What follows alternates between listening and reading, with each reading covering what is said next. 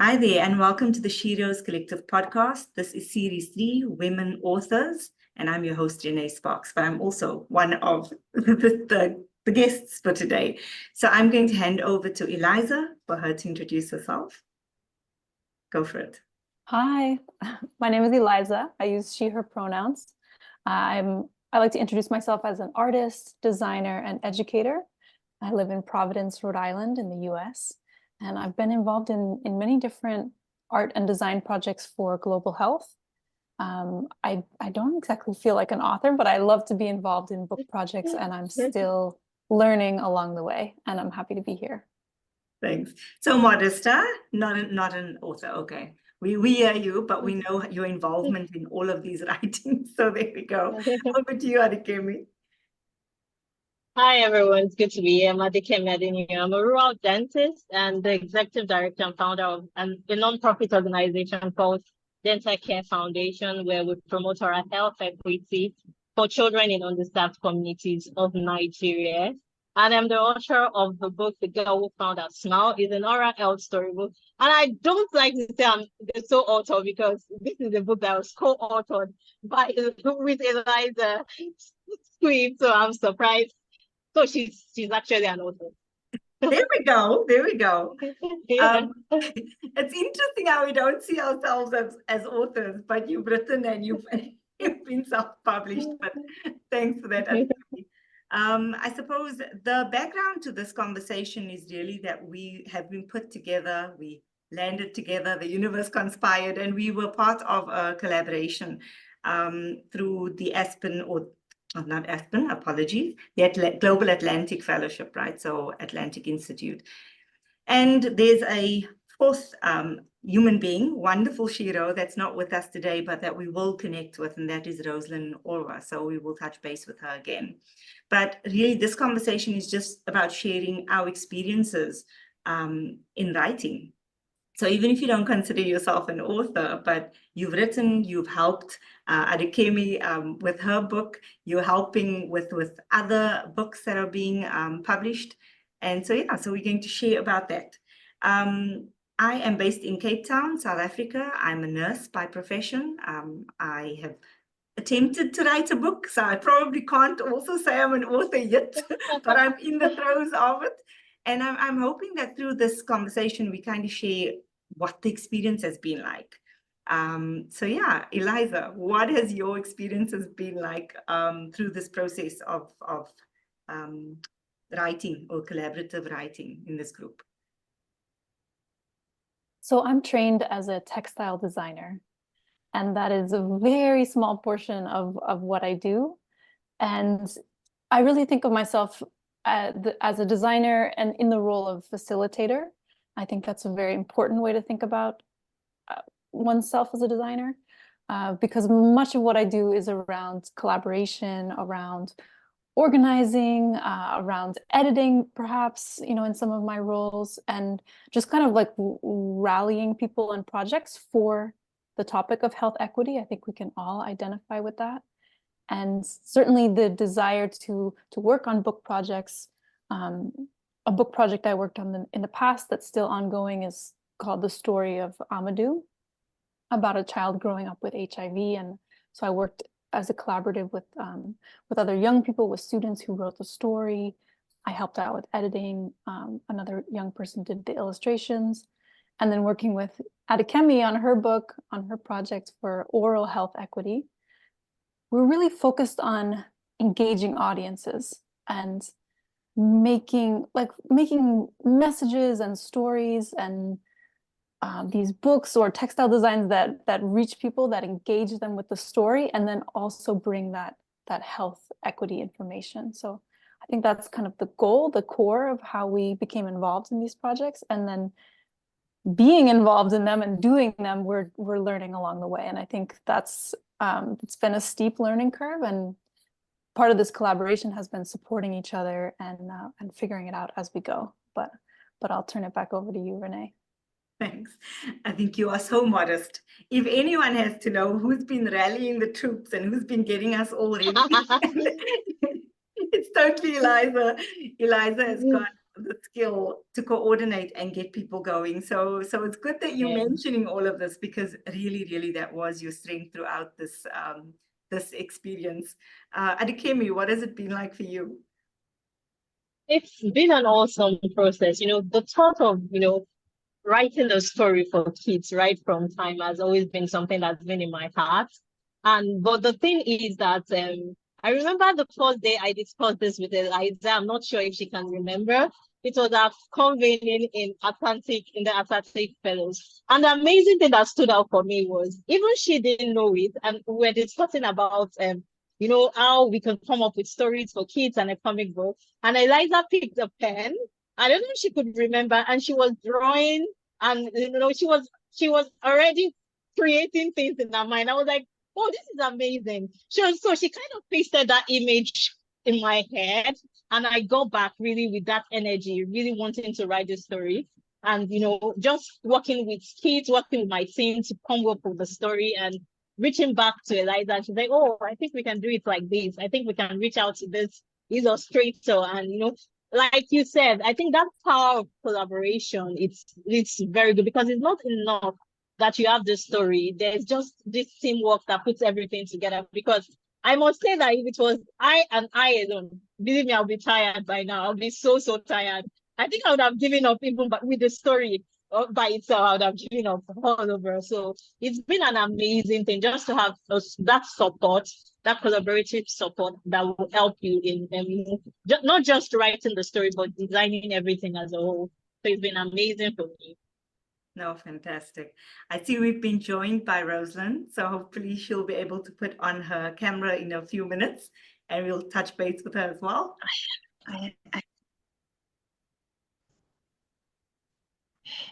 I'm late, sorry.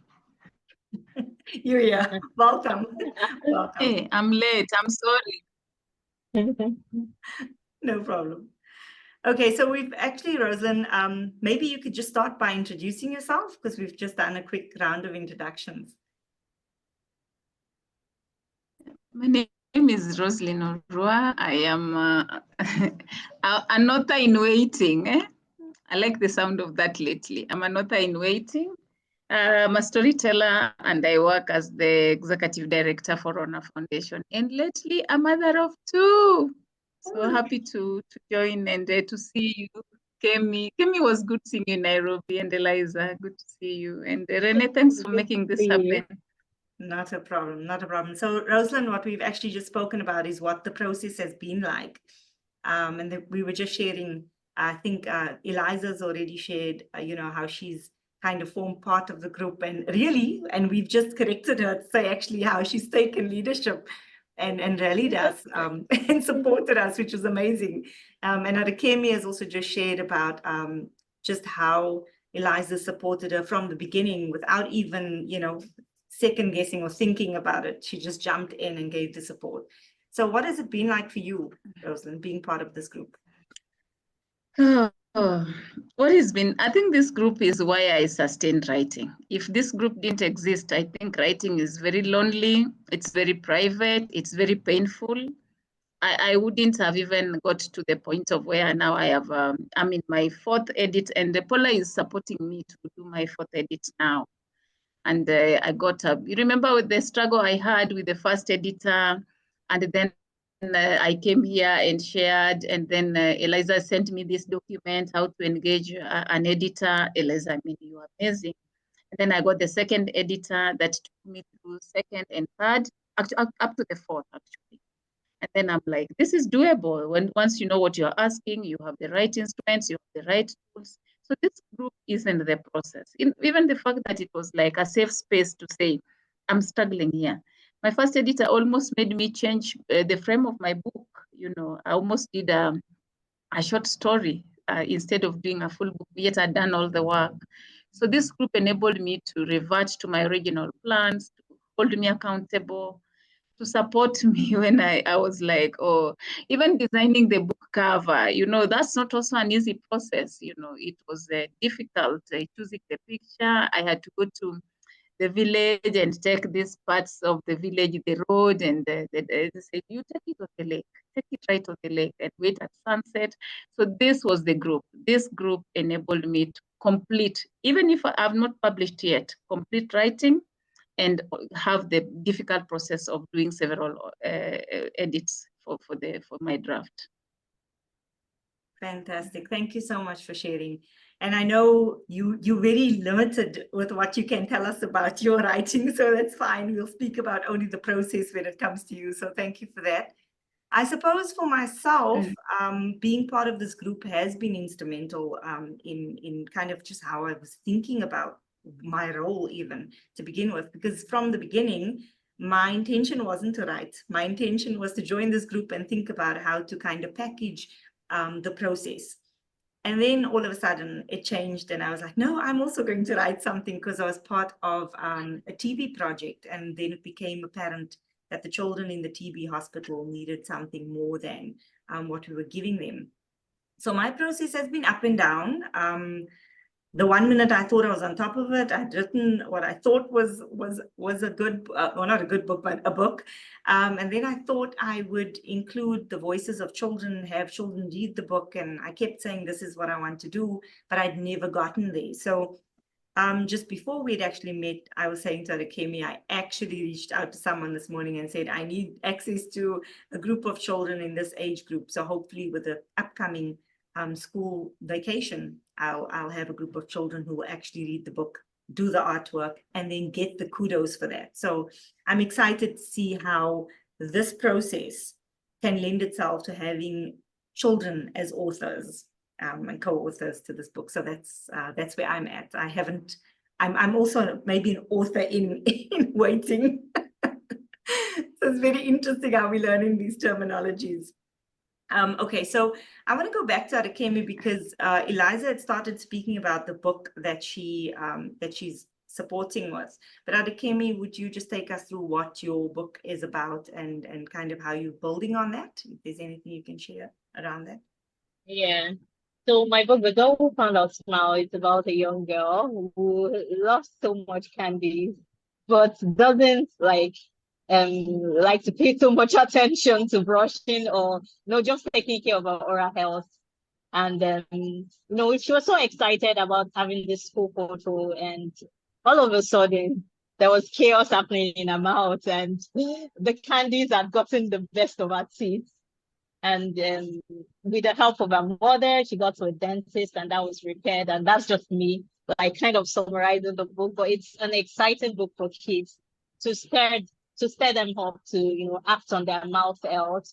But the awesome thing also about the book is it's not just a story; it's also a pack where children can get to pledge monthly about their oral health. So there's a space where your child can every month say, "Oh, this month I want to eat more apples than like eating more candy." They make this oral health pledge to take care of their mouths. And that's the amazing thing about the book. The book is not just a story that we want kids to pass through. We want them to take the lesson as something that is part of their daily life.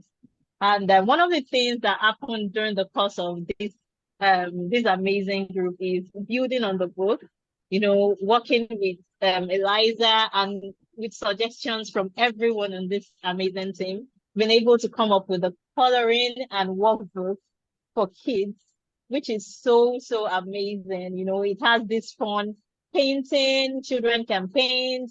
Children can do their drawings on it. There's a maze. There's quizzes. There's fill in the gap. So it's all these fun activities that children can go through, even at the developing age. So it's not restricted. It doesn't matter if your child is like 3 years old and I got the book when I'm 3 years old. I can still use it probably when I'm 5 or 6 or 7. So it's really an amazing thing for me. And it's just the power of collaboration, truthfully. Because I remember I just wanted to have a coloring book. And, with ideas from the group, like, oh, you could throw in some mazes, you could throw in some words, and Eliza also really helped in designing, and that's one of the things I really appreciated about this collaboration for me, because yes, I had this idea in mind, but I still needed more like an artistic director. So and she had that artistic angle to bring into it. So it wasn't just about the way I was picturing things. It was being able to, collaborate to bring those things to life. Okay, fantastic. So your first book has been published. In which year was that published? I think that was 2020. Yeah, that should be 2020, Eliza. I think so. Yeah, that should be 2020. Yeah, that's 20. It's a long time already, is it? Or 2021. I'm sorry. COVID messed No, up it's time. fine. It's fine. COVID can be blamed for that. Not a problem. Yeah. Okay, Yeah. so that was 2020, 2021. And what we spent our time with now, in terms of this collaboration, you're speaking now about a coloring book. So Yes. that's what's come out of this. But then you've also got an Yeah. animation series. Is that on the back? Oh, yeah. Yeah. So is that coming from the first book, or have you kind of built on that through this process? Okay, I think I'm just gonna throw it to Eliza to build on that. Fantastic. Go for it. Please do. Yeah. Yeah, I would love to speak on this because I think it's such an amazing example for anyone who's thinking about a book project. I think in the beginning when Adekemi was writing, it's just a story. It's like, okay, we'll make a child's book that helps promote oral health care. And then we met this amazing illustrator who really, really cares about health topics. He developed the character of Anita.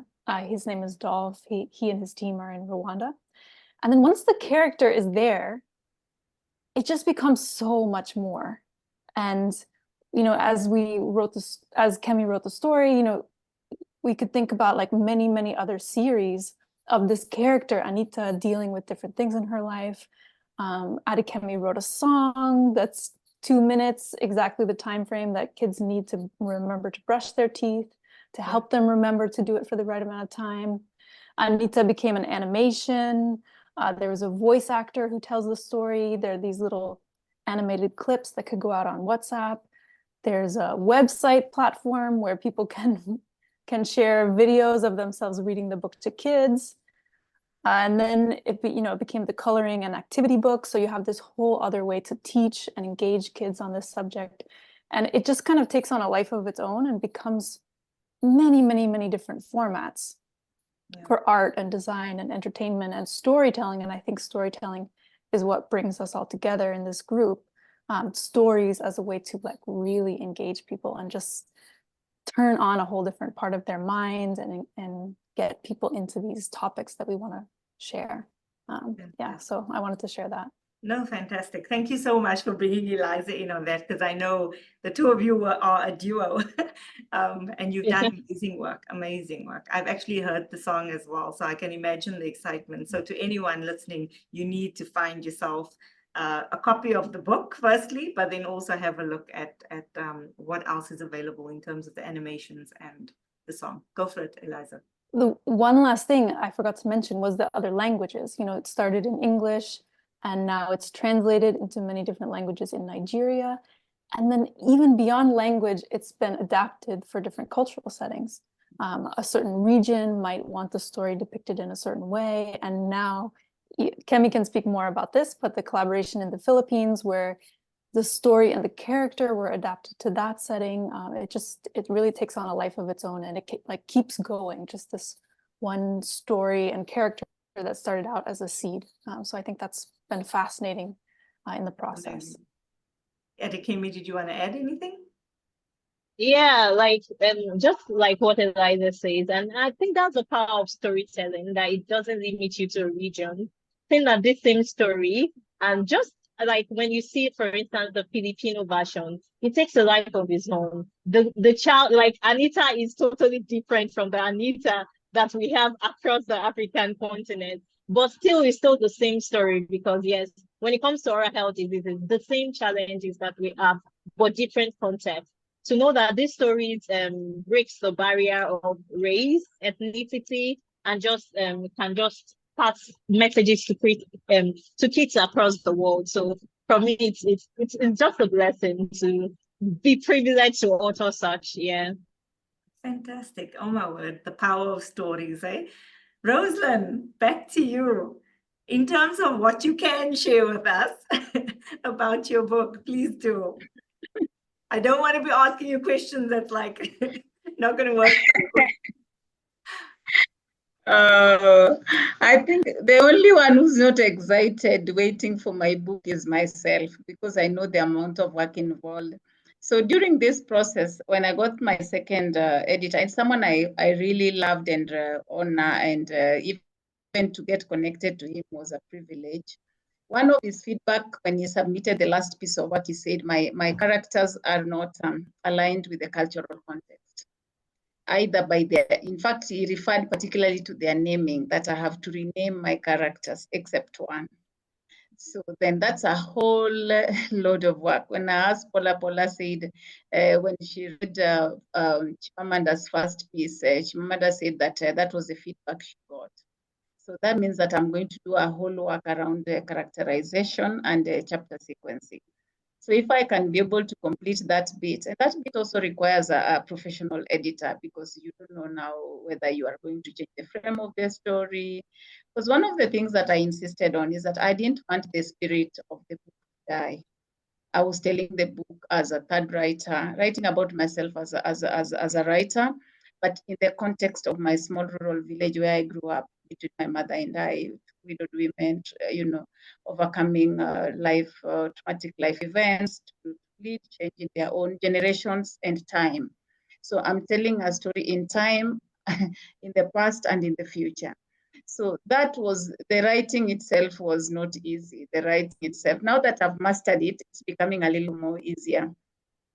But the choice that I made about that sort of that approach to writing is that I had spoken about my story for so long that I wanted this book, I imagined this book would transition my brand to an author. And that was the desire. And then as an author, as a storyteller, that gives you another brand to live on, maybe to retirement, to old age. Then I could write a first book and a second book. So that was the reason for doing that. I still would maintain that reason. And now that we are in the space where the grant has ended and we are sharing lessons learned, the lesson learned bigly for me was choosing first. And one of the things I did when I got a good editor was that, can we arrive at the title of the book first? Same thing you're saying. And so when we arrived at the title of the book first, the book became easier to write. I wasn't writing from a personal story. I was writing aligned to the title of the book. And every time I would remember, this is our title. How do I want to end this chapter? What do I want this character to carry through, to portray this character? The title of the book. Does this character, align with how we are dreaming about the book? So that was also a wake-up call that books are written from once you know how they are going to end and what you are going to call them. And that was a huge aha moment for me. The other aha moment for me was how to build scenes and settings. And that's something that the moth gave me, and we shared when we met in Nairobi. Just building a simple scene. There's a portrait of my mother on my wall, and how to build the space in my office. So just writing details that, the smell of coffee in a coffee shop, those details. Describing it in a way that one could actually taste the coffee, but see the people sitting in that room. Those are things I learned because this grant enabled me to get an editor, how to build them so keenly. So even now, as I read my work, I am more keen on those things. Are the scenes clear? And the themes, what is each chapter saying? So clarity of those things you can only get when you have a professional. And a grant like this goes a long way into helping budding authors, even fellows, to define their work well. Yesterday I got feedback from, I sent a chapter, to a professor who's a relative, and I saw him critique a book, and that book has been, now. And it's also authored by a woman, and she's speaking about her personal story. And the feedback the professor gave me that what I like about your writing is that you're not telling us showing versus telling at Kemi. So are you telling us or you're showing us? And then he picked one of my chapters and he said, if you continue to write like this, you will fail with this book. So even getting feedback from spaces that I wouldn't ordinarily access, because I got my writing to a certain quality that it can now be critiqued by people that I desire to even give me a review in the future. So to me, this grant was an enabler. I am still in need of resourcing. I need maybe to go for a 5th or a 6th edit and then to go to final publishing. So I don't think an immediate grant can land a starting author, a starting writer to an author. It's not possible. The grant is too small and we are so diverse and so wide and so broad. I don't know whether that answers. I think I said so many things that don't make No, sense. that was so rich because I'm listening to you and I'm thinking the complexity of what you've written, it's not only personal, but you also have to do the step back and kind of also accept criticism from others and trust other people to read this. I mean, slightly different. I think when I wrote this children's book again, I wasn't from the beginning, that wasn't the aim. It kind of happened. It happened upon it. And so for me, having someone read it is very, very different to your experience. Because I wanted to ask you, in your book, obviously it deals with what you've gone through. How do you self-care around that? Because you kind of have to delve into something and now you have to pour that onto paper. How did you care for yourself in that process? Oh my God. In the beginning when we were starting to ideate, I was writing some chapters and crying. I was mourning over my own words.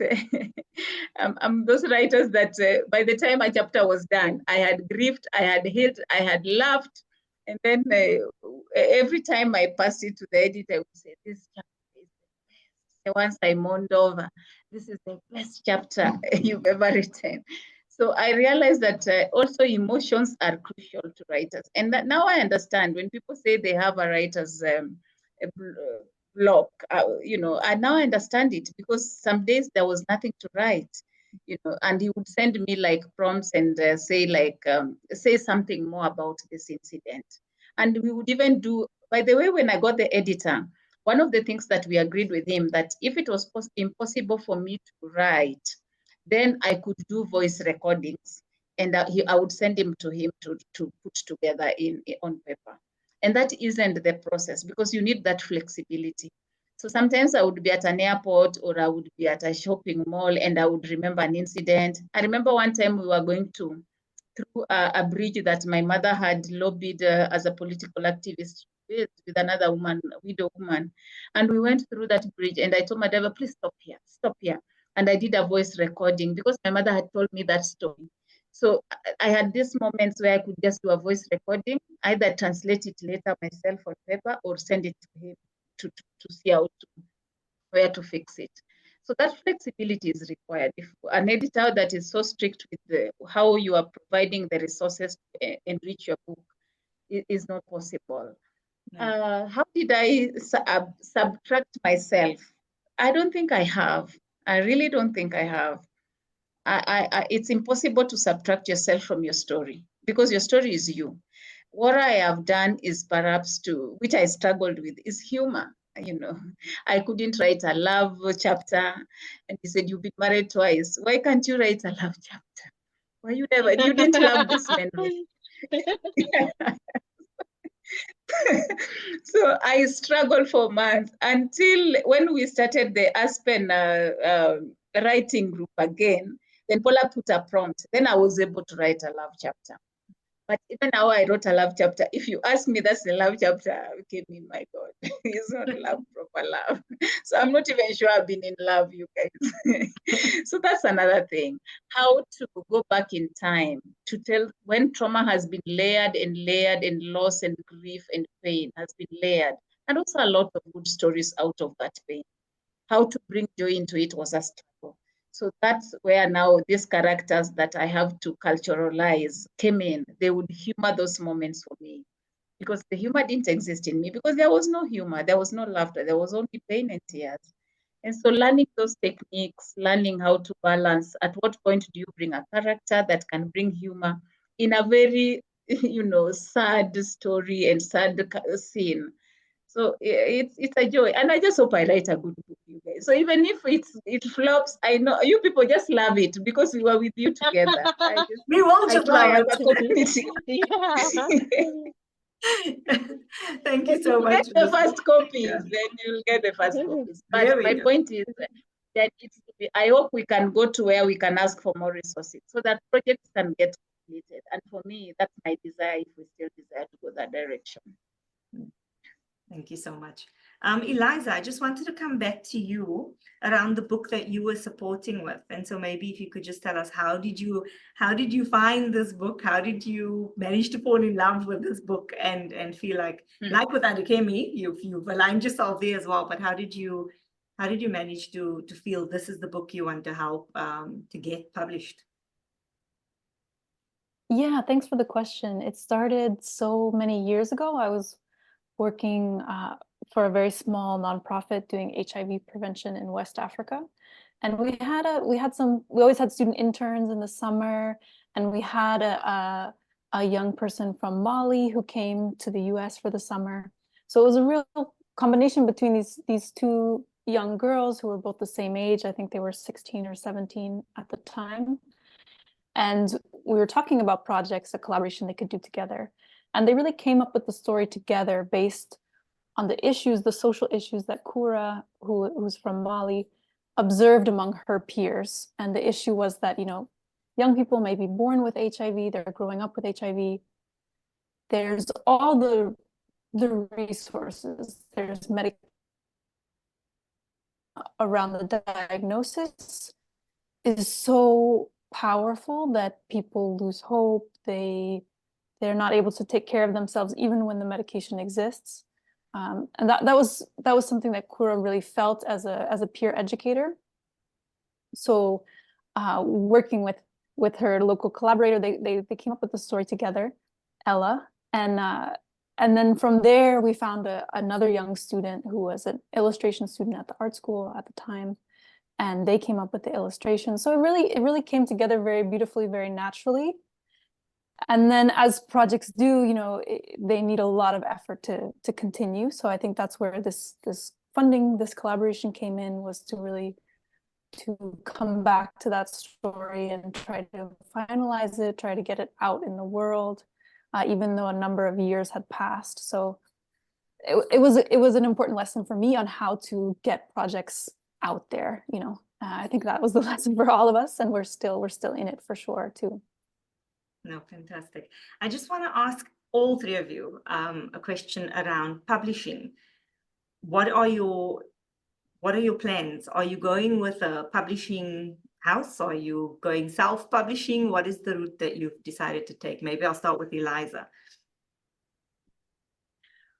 I feel like that's where we really have some holes in our knowledge, some barriers, just because this is not necessarily our world, and we're kind of all stepping into it from our own parts of the world, of the continent, and it's hard. I think we currently, with my book project and with Adekemi's book project, we're using a self-publishing online platform, which has some real benefits and has some real challenges and some real inequities in the setup. But that was kind of like the lowest barrier to entry for us, while we still learn and still figure out more about the publishing world. So that's where we're at right now, I think.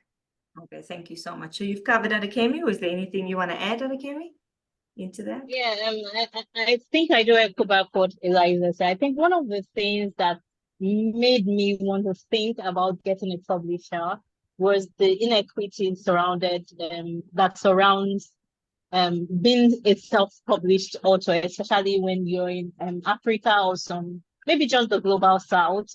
It's hard to really access some self-publishing platforms that will really push your work out there. And thanks to Eliza, we're able to do that. But I'm wondering how many good authors that have good books in Africa don't really have that access to get those books out there. And that's one of the things I consider, that okay, if you have a publisher, they're probably just going to push it out for you, and you don't have to do the work. But there's also a lot of bureaucracy that is involved in terms of having a publisher and limitations. Okay, who gets access to the book? How much is the book being sold now?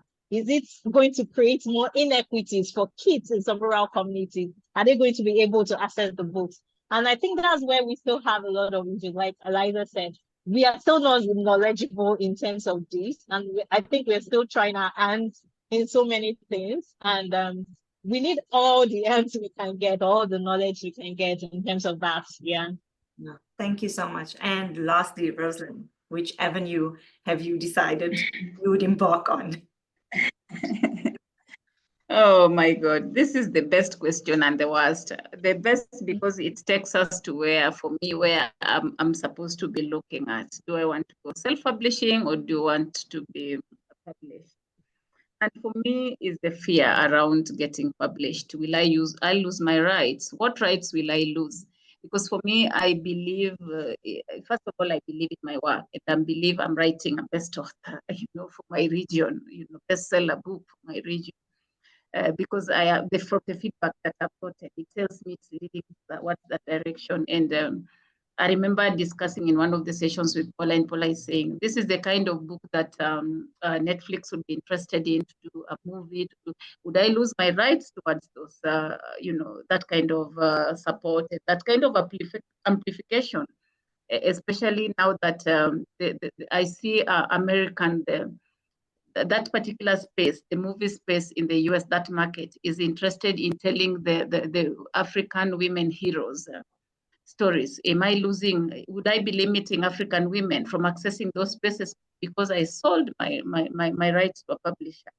So I'm thinking all these things, and I don't have an answer yet, but because I love freedom, and freedom means more exploits, I would rely on my own trust and freedom, and I would even rather hook my book and still I maintain my freedom. And if there's a publisher that will offer me the freedom I need so that I don't lose my rights towards exploiting my intellectual work in the future, then I'll go with a publisher and have like 3, 4, 5 lawyers behind me look at the contract. But I'm afraid, and because Eliza and Kemi have gone the self-publishing, and I've seen a number of writers locally here go self-publishing. I think there's something they're saying by saying I'm self-publishing, so whatever they're saying, I must believe them because only a fool learns from their own experience. I don't want to learn from my experience. Thank you so much, Rosalind. I'm open. Yeah, I am careful. Fantastic. I think you've made really good points. Adekemi, I love that, the questioning around, we are all here for equity. And so if we are speaking about the cost of something, meaning that communities won't have access to it, it will very much blow whatever we've planned actually out of the water. So I think that was a very, very key thing. So I think if we come back to our core principles, then what you're saying about self-publishing probably speaks to where we should be going. But again, as you have highlighted, not the easiest of spaces to find oneself in. I want to agree with you, Eliza. It's not something that I know or that I easily gravitate to. I'm also just trying to wade through all of this and figure it out. And it's been so different. You do inquiries, you do searches, and you're getting all these conflicting messages around it. But I think this has been a really good process, through our Atlantic experience and collaboration to be thinking through, and quite grateful actually to have had the opportunity to do so. Not done, by no means are any of us done, but at least we are on a path to get there. And it's been one with lots of fruits that we've been taking and learning from and going, okay, yes, I've achieved something. And I think we need to celebrate those small wins. There's been quite a lot of those. So I want to acknowledge all of you in that. And yeah, I want to close the session by asking what tips you have for budding authors, authors in waiting, going thinking about publishing. Please, I'll start maybe with Rosalind. You good to start? Oh my God, what lessons? I think the best lesson is if just write. even if it's a bad writing, if it's a bad chapter, if anyone who wants to write must write. If you really want to, become an author. And the lesson for me is that I've kept writing over the years. Even by the time we were getting this IDEAT grant, I had already done like more or less 15,000 words. I was coming with something to the group. And because I knew my limitations as an individual, I remember our first discussion. I said I wanted a safe space where it was possible to even, keep each other in check. I remember when we did our first reading and we each brought something to share. I Kemi has published. This thing is possible. A group like this helps you vision. And even when we had challenges reporting, I was going through adoption. I had, a small child in my arms, and I had been a guardian mother for years. I mean, a lot had changed over the years. And now the last chapter of my book has to change. It's a whole other story. So then the transitions of life also are there. So a group like this keeps you in check and keeps you going.